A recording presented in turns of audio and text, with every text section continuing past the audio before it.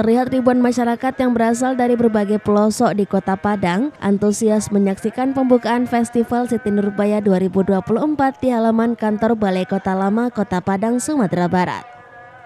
Acara Festival Siti Nurbaya yang berlangsung dihadiri sejumlah petinggi di jajaran pemerintah Kota Padang sekaligus rangkaian kegiatan memperingati Hari Jadi Kota Padang yang ke-355 tahun.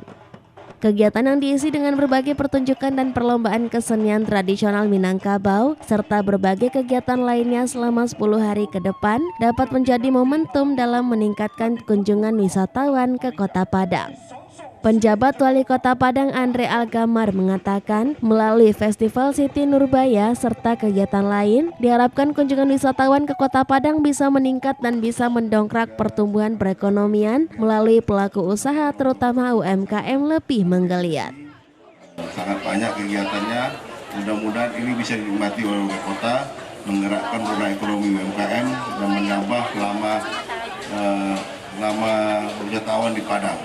Kita juga mengundang nanti hari jadi pembicaranya tokoh masyarakat yang akan memberikan pidato adalah Bapak Archandra Tahar, mantan Wakil Menteri kita, dan juga pas tanggal 7 itu saya dapat informasi akan ada kunjungan Bapak Kasat, Pak Maruli ke Padang. Jadi memang banyak anugerah yang kita dapat tahun ini.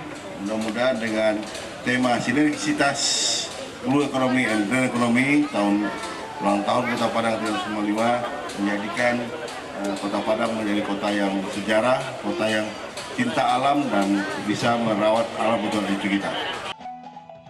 Dari Kota Padang, Sumatera Barat, Tim Liputan iNews melaporkan.